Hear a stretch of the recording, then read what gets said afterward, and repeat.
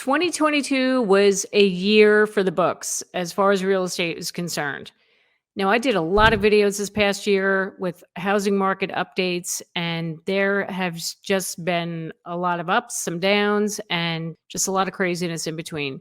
So I was watching some of my videos from this past year, and I thought it was interesting to share with you what's transpired since the beginning of this year to now. I think you're going to get a kick out of this. So let's take a little walk down memory lane, shall we?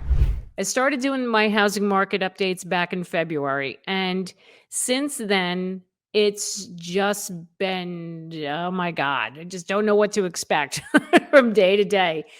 Back at the end of 21, a lot of experts were predicting that interest rates were only going to hit 5% by the end of 22. We know that's not happening. That didn't happen. Actually, 5% came a lot sooner than the end of the year. Everyone was saying the prices are going to come crashing. The market was going to crash this year. That didn't happen. Let's take a look at the first video I did back in February, and it was all about Zillow's prediction for 2022 as far as where were prices going to go this year. Oh, this is a good one. Let's just get right into this. Well, as of yesterday, February 17th, they changed it yet again. Now, Zillow is saying that they predict home prices in 2022 are going to increase by 22%. What? I'm sorry, 22%? Really?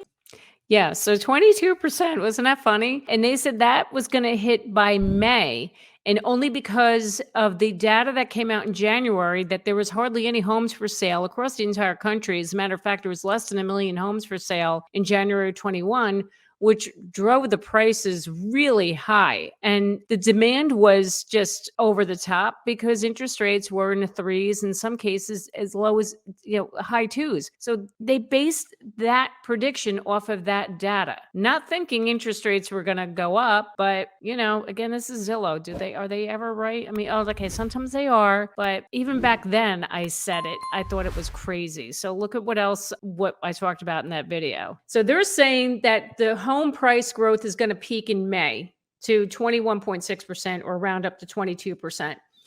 But they're still banking on this low inventory that was going on in January. Here's the thing. Not all people agree with Zillow. When I was reading this article, I see there are a couple of other opinions out there, such as CoreLogic. CoreLogic foresees that home prices are climbing only 3.5% this year. Fannie Mae is predicting home prices to increase 7.6%. You know what? I kind of agree with CoreLogic and Fannie Mae. Yep, and I did. And I still do. And had the prices been more in line with CoreLogic and Fannie Mae? Yeah, they have. I don't like to gloat, but, I was kind of right there. So just wanted to point that out to you. Now let's continue on to see what else I said in this video.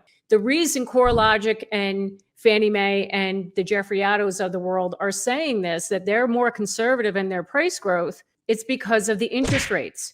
Now, they were saying interest rates were going to be going up to 4% by the end of 2022. Guess what? As of last week in February, they're already at 4%. They've jumped so much since January. Yep. Do you remember that? Interest rates shot up really, really quick. Nobody was expecting that. So this was the beginning of the shift, so to speak. So speaking of shift, let's take a look at this video I did, another housing market update talking about how the shift had begun. If you've been watching my channel for a while, a couple of videos ago, I talked about the rising interest rates and how it will end up cooling off the market. It's starting to happen. Yep, it did. It started to happen at that point. And let's continue on with what this article had said at that time. So the article says right here, as data trickles in for April, it's becoming clear that historically hot housing market has flipped trajectories. It's now in cooling mode. The number of homes listed for sale is rising again. Fewer shoppers are scheduling tours, and Redfin reports 15% of home sellers in April cut their asking price. That is up from 9% a year ago. So Zillow, did we go up to 22% price increase in May? No, I don't think so. That did not happen. But also during this time, there were people saying that the market was going to crash. It's not crashing too. That's the other thing I want to bring up to here. It's not going to crash. No, was not crashing and is still not going to crash. But back then, when this is all taking place, when the prices were cooling down, this is when a lot of people went into panic mode, and there were some opportunists out there that were going out on the interwebs and saying that the market was going to crash. Rates hit 5% at that point, and that was in May. So the next month in June, what happened? We made it. Mortgage rates are over 6%. Jerome Powell announced last week that the Feds raised interest rates 0.75 of a percentage point, and now panic has set in.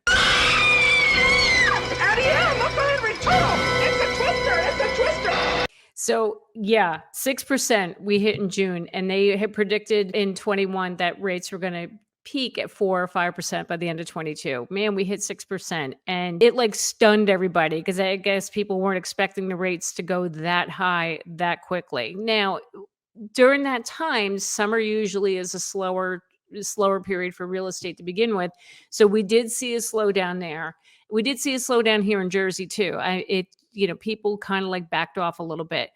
Houses did sell. Believe it or not, there were still some multiple offer situations, but not as crazy as what we saw earlier in the year. Again, lack of inventory.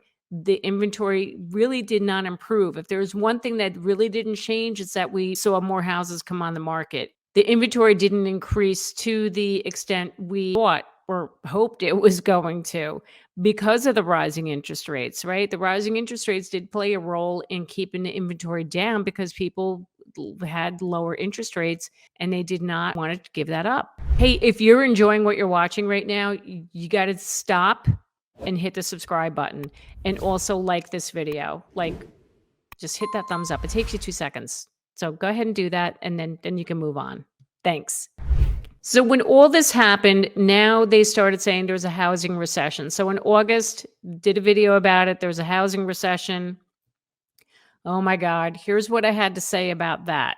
First of all, the housing recession we are in, it's a recession in the terms of slowing home sales, and also the lack of new homes, okay? The builders have slowed down on building new homes. Notice I didn't say price. If you're waiting right now for the prices to come crashing down like they did in 2008, it's not going to be like that at all. It's not going to be like that. Right. I said that. I said prices were not going to come crashing down. And again, these terms being thrown around, housing recession, people automatically think that the prices were coming down. It did not. But we still never hit 22% Zillow. This is in August. What happened to that? Sorry, I got to get my digs in. Sorry. So as you know, I've said it before that there were only certain types of scenarios where people were selling and even buying. My buyers were only getting homes in one of these scenarios. Fewer people are also selling too. And I've said this whole year so far. The only homes that I've listed, they are people who are moving out of state. They have an inherited home that they need to sell, or it's a second property, an investment property. That's all I've been selling. I have not had any people trading up or downsizing and staying within the area. Yeah, so those are the scenarios that I was dealing with all year, selling and buying. I just had my final closing for the year. This amazing young couple, they were fantastic. The house that they bought, people were moving down south. The latest home I just sold, those people are selling because they're moving out of state. Look, this is what's going on nowadays. This is what we're seeing, and the trading up is not happening because most mortgage holders have interest rates below 4%. So, if you've heard me talk about that before, I'm not going to beat a dead horse today. I'm not going to go into that again, but this is what we've been seeing all year. So moving on into the end of September, what was the next thing that happened? We all know it. Interest rates hit 7%. So now what? No, God, please, no, no, no! Oh my God, why is this happening? Well, if you've seen my prior videos and if you watch the news, the feds are trying to combat inflation. Inflation is still hovering around 8.5%. And because of that, the feds keep raising interest rates with the hopes that it's going to bring inflation back down. So we're going to see these higher mortgage rates for a little while longer until inflation comes back down. When is that going to happen? Nobody knows. 7% 7% mortgage interest rates started the end of September. Oh my God.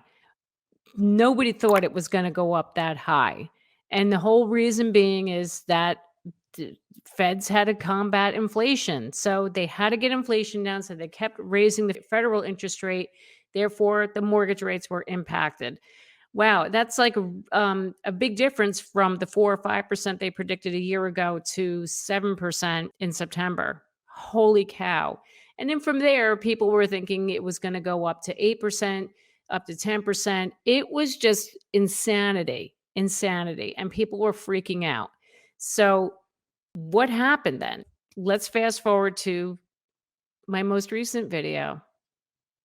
So mortgage rates are down almost half a percentage point from their recent peak, and it's lighting a tiny little fire under mortgage demand.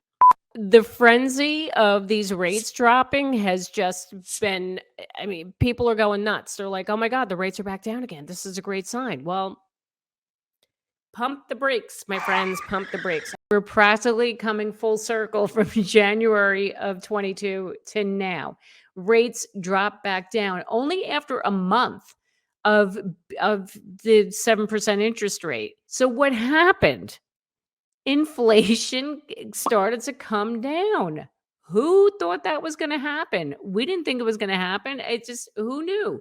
So even though it's a great thing, yeah, the interest rates are back down, but what does this bring again?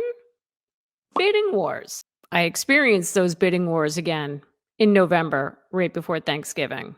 2 days before Thanksgiving, I took a client. We went to look at a house. It's an investor client of mine. And they were like, yep, let's do it. Let's put an offer in. Earlier this year, they had bought another property and they did not even pay over asking price. I believe they actually got the house. It was definitely under asking price. So anyway, so we're thinking, okay, people are still in that mindset, not realizing right before this. Okay, so this is what, November 22nd, 23rd, like it was about a week before is when the rates really came down. Before I submit the offer, I always call the listing agent and, to let them know, hey, my offer's coming over on behalf of my clients. And I ask the question of the hour, do you have any other offers on this property? Guess what he said? Yes, we have 14 offers. So that's my point. And I don't want to discourage you, but I just want you to be prepared and expect that if they continue to go down, there's still low inventory out there. And that's the issue. And that's what's going to continue to drive these prices high. I don't think they're going to be going as high as they did in the past 2 years. It's definitely calming down. But again, this is my fear. This is my fear with those rates coming back down. We're going back into bidding wars again.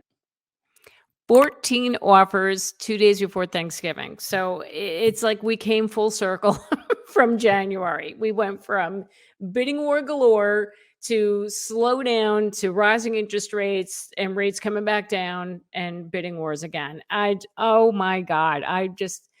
It just blows my mind. We've never seen anything like this market. It's just been absolutely insane. Now, bidding wars and homes going over ask like they were in January? No, but we still have bidding wars because there's such an inventory issue going on right now. And that's what's happening. So even at 6.5%, some people still think that that's okay, that they can afford those monthly payments, or they're also thinking the mindset that now the rates are coming back down. They're going to come back down even more in 23, and they're going to look into refinancing.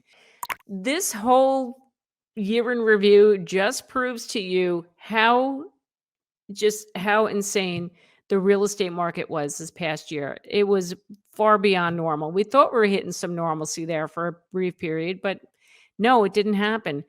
Look, here's to hoping that 2023 will become a more balanced market. I mean, this is what a lot of experts are predicting, but I can't wait to start doing these market updates in 23 and to see where everything is going. It's going to be really interesting to see. So what do you guys think? Leave your comments below. Are you like, what do you think about all this? Is that like crazy to watch this whole year and look at how things just went from like crazy to like slowing down to crazy again? And we did not, all of the experts at the end of 21 just, well, most of them, they didn't anticipate what was going to happen this year, especially with those interest rates. So Yeah, 23 is going to be a really interesting year, and I just can't wait. I can't wait to see what happens. Hey, if you wanted to catch that video, that full video about the interest rates coming back down to 6.5%, you can check that out right over here. Thanks for coming by and getting your dose of real estate reality. My name is Jackie Baker, and I will see you next time.